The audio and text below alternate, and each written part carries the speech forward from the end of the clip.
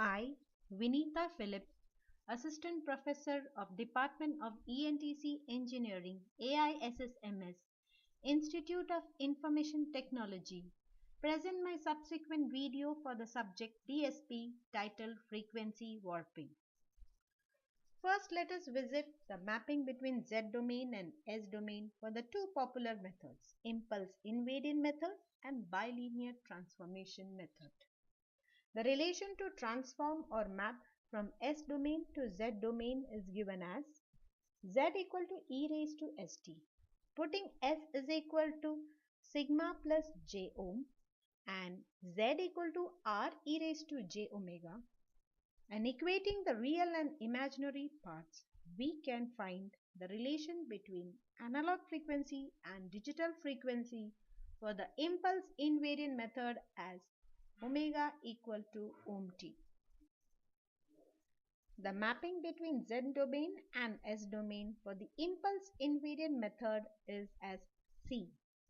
We see that if we consider the points on the left hand side of the imaginary axis in the S domain, then they map onto the area inside the unit circle. The points on the right hand side map onto the area outside the unit circle, and the points on the imaginary axis map onto the unit circle. Thus, a stable analog filter results in a stable digital filter.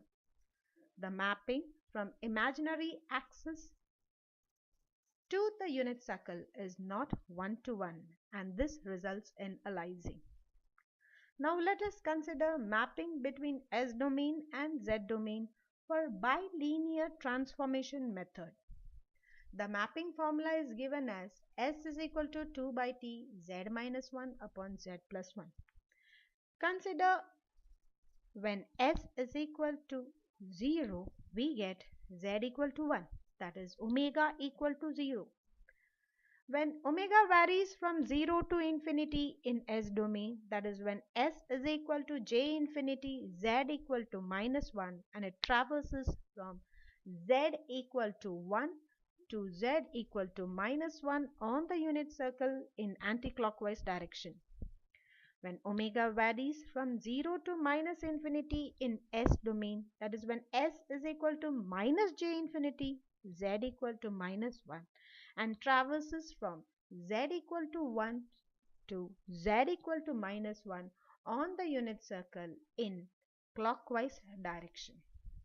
When S is negative, mod Z is less than 1. So the points on the left hand side of the imaginary axis map onto the area inside the unit circle in the Z domain. When S is positive, the points on the right hand side of the imaginary axis maps onto the area outside the unit circle in the Z domain.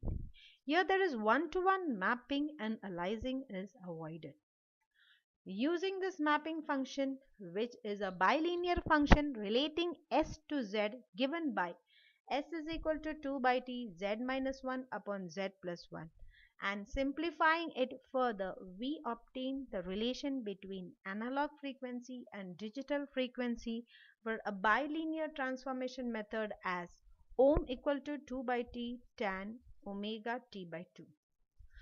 Now for different values of ohm, let us find out omega. When ohm is 0, we get omega equal to 0. When ohm is 1, we get omega equal to omega S by 4. When ohm is infinity, we get omega as omega S by 2. The plot of frequency warping function is as shown. The observations from this graph are the analog frequencies between 1 to infinity gets compressed between omega S by 4 and omega S by 2. This effect of nonlinearity of tangent function results in frequency compression.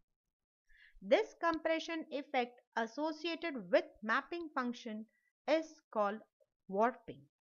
Here mapping is one-to-one and is highly nonlinear.